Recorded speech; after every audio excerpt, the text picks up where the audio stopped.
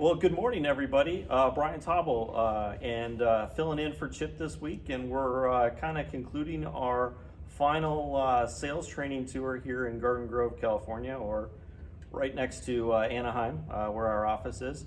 And we're doing another interview with one of our top salesperson, Winner's Circle, Yes. Paula Ventura from Monarch Isuzu up in the Bay Area. So, Paula, Hello. welcome. Hi guys.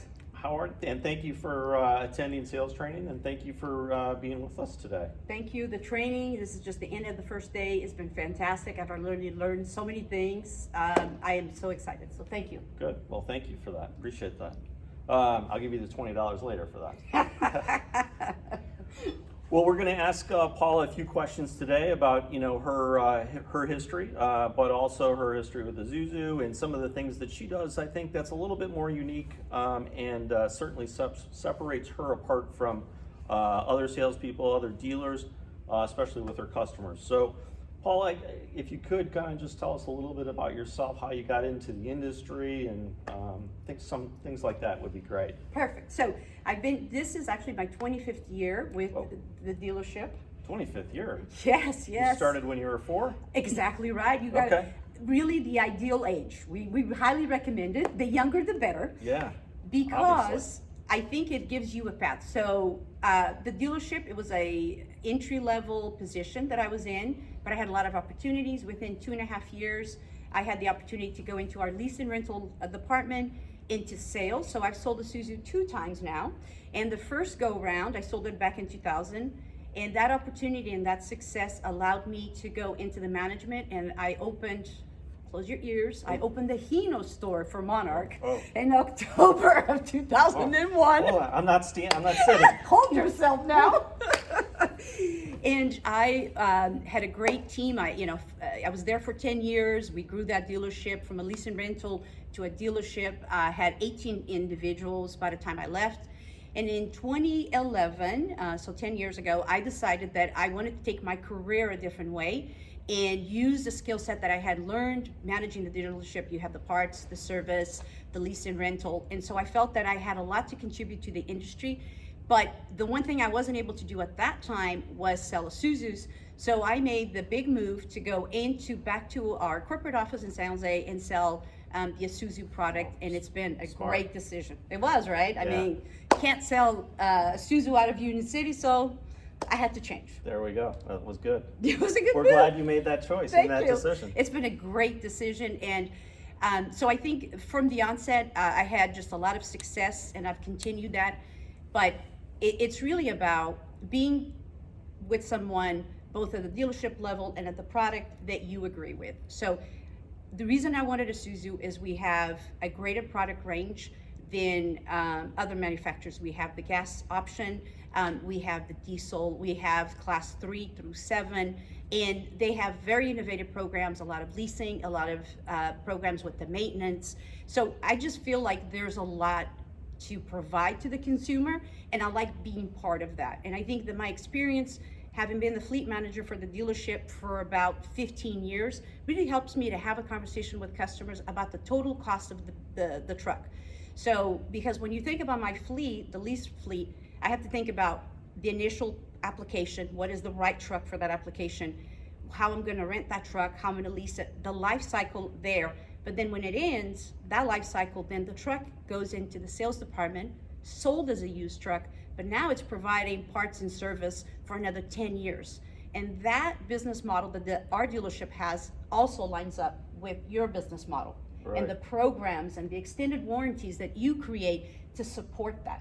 And so I'm just a big supporter of that. Well, that kind of goes with our motto of selling our first truck, the last truck, and everything else in between. Exactly, right? So yeah, so I just love the opportunity to have those conversations with customers. Well, that's great. And that's a lot of experience that you've had, over your 25 years selling trucks and in the industry. Yes. So another question that probably comes up, you're a female in the trucking industry, which is male predominant, no surprise there. But, has that been a struggle for you? Has that been easy for you? What's the difference, or maybe some advice that you could give out to some others? So for me, I knew that there wasn't a lot of women, but the truth of the matter is I'm in California, I'm at the dealership level, Dick had 8 managers, I was the only female. I didn't think anything of it. I actually did not realize that there wasn't that many women until I attended the National Truck Convention 3 years later, and I was like, where's all the women? There's none here. Too late. But in a serious note, there was some advice initially when I started, especially when I started to want to go towards the sales end, that maybe this wasn't a place for women. And I don't think that's the case. I think we can make the transportation business be whatever it is you want it to be in your career. Now, to be truthful, I initially started the dealership in accounting. So I thought I was going to be accounts receivable, accounts payable. I thought that was going to be my field. But I recognized early on that I really like being on the other side, right? I want to be with the customers. And I think the way I consume information and the way that I provide customer information is actually very beneficial. I think as a woman, I tend to be very structured about the information I need to make a decision. And I think a lot of women feel that way.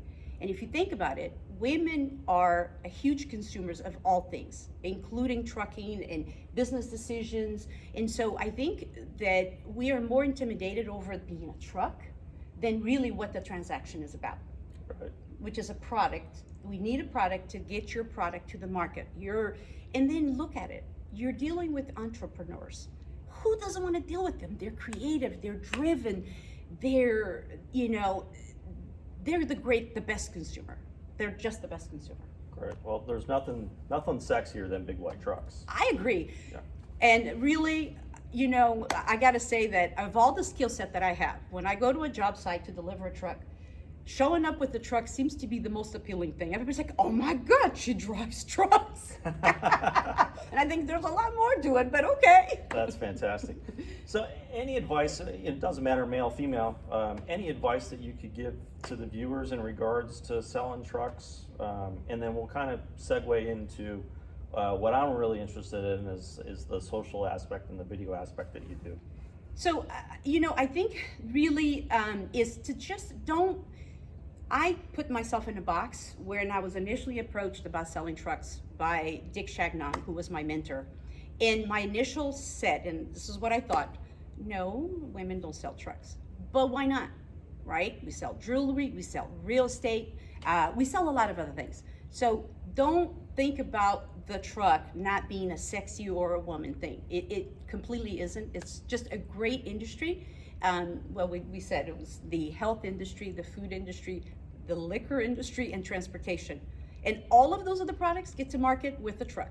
Nope, absolutely. So we need trucks. Absolutely. So I think one of the things too that I think is interesting for the viewers that I know I find interested in, actually I shared with my daughter one of the videos that you posted last week. You do a lot of videos and you post them out there. Can you share with the group here, one, why you do it, and two, how do you do it, and maybe some of the benefits that you see from it? Okay, so when the COVID hit, I had always thought that I wanted to do the videos. So I'm the mother of 20 and 30, so I know that that's how they consume information, right? We open an owner's manual, they figure it out, or they look at video. So I already knew from my kids' experience that this was a viable way to get the information to the market. So that was one. The other thing was that I find myself in my education of the consumer repeating myself over and over and over again. And frankly, I was thinking if I could just put that on video and let the customers listen, these questions you have are crucial. Here's how you're going to get them. So I built a YouTube channel specific, and I often lead my customers there and say, please watch this series. That's going to answer a lot of these questions. And then come back to me with real questions about how you can go forward in your new endeavor. And so that's been really, really successful for me. That's fantastic. And how many videos do you shoot in a typical month? I try to do at least 2 videos a week. Okay, well. A short format, a long format, and I just kind of think about the different things that I'm talking with, or I don't know how those specific videos come. Is I have a specific truck there that I think it's a unique application that I want to speak to.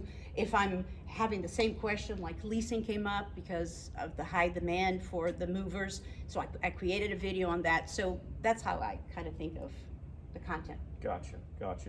And with that, do you see customers within your local market, or are you seeing customers from all over the world? Actually, it's really expanded my reach, which is very, very interesting. And I actually think that that's the way that the market's going to go. Right. Right. I don't see consumers coming into the dealership kicking tires anymore. Those days are, maybe that happens with a used truck, but the consumer wants, and let me back up. The way the technology is going, there's a need for more research for the consumers. And then the compliances from the state now are also kicking in and driving them to make these decisions. So the need for more information is greater and greater right now. And so whomever's putting out that information that they're seeking is going to get that call. Right.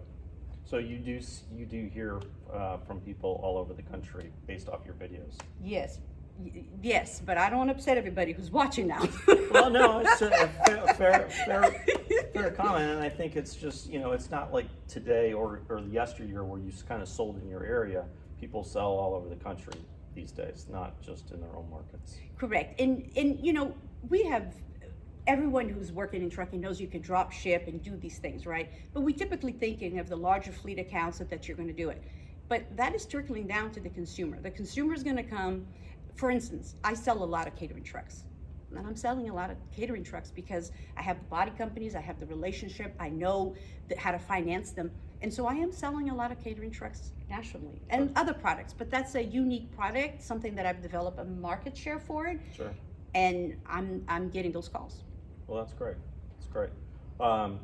Would you mind sharing your YouTube channel so if people wanted to check out what you do? Sure, it's Paula Ventura. If you just go to the YouTube and just put in Paula Ventura Trucks, and my Facebook is going to come up. Well, that's fantastic. So I know we've kind of gone a little bit long in our scheduled time, but nevertheless, any last bit of advice that you'd like to share with the viewers out here that is watching today? So, really the first thing I have to say is that I am so blessed to be in this industry, right? To connect with individuals like yourself. And I want to go back to the video, how I started. So when I first wanted to do videos, I actually signed up for a college class. I need to tell you that I'd learned nothing. And then you guys came in with your Connections 1.0, and it was amazing. It was clear, specific. It wasn't all this technical, it was, what do you need to do it? And so that was a great platform. The trainings that we do here, the support that we get from this product. So you guys have really pushed this. I mean, I wanted to do it, but you gave me the skill set and the tools to really kind of know how to take it to the next level. Right. And I have to get a big shout out to Mike Olden, who's had a YouTube channel for 10 years and has given me such great information on how to improve it with the channels and the various information. So I really do have to give him a shout out. Good. Well, But thanks, Mike. in regards to the advice, listen, this is just a great industry. Don't shortchange yourself. And here's the thing. What has been so great about my 25 years is that I have been in different places in my life and I have done different things. My career of 25 years has been management, leasing, has been parts and service. It has been a gamut of things, and that's what's available for you. Don't pigeonhole yourself. Well, just because I can be an admin, maybe you can go to sales, you can go to leasing. It's just customer service. Don't shy away from an industry that can be so beneficial to you and your family to go look for something else. The grass is always greener on the other side if somebody else is watering the other side. So stick with trucking. There we go. Well, Paula, we've known each other for a long time, but some of the viewers have not. Any comment that you'd like to share, maybe that someone doesn't know about you that you'd like to say, hey, Paula does this, or Paula is whatever? So for me personally, I'm a black belt. I knew, guys, right? So I think it's really important across to just really be watching your health. I hate to sound like that, but I really try to read books and just try to improve myself a little bit at a time, and always have a goal of 1 year, 2, 3, 4, 5 year goals. So that's how I've been so successful, is always kind of looking ahead as to what's next.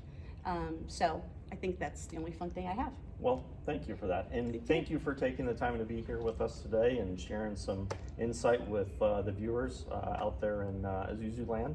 And we appreciate it. We also appreciate all of you continuing to watch the video, and appreciate you watching the Monday morning messages. And Chip will be back with you next week. And again, thank you very much and have a great week. Thank you. Bye-bye.